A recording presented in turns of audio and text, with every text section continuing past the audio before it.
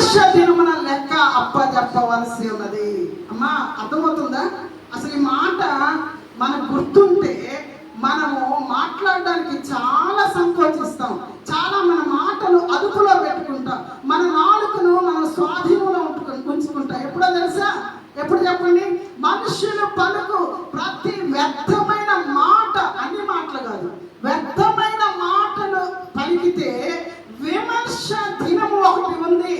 ఆ విమర్శ దినములో మన లెక్క చెప్పవలసిన ఆవశ్యకత ఎంతైనా ఉందని దేవుని వాక్యము మనకి స్పష్టంగా బోధిస్తుందనే విషయాన్ని నేను జ్ఞాపకం చేస్తున్నా.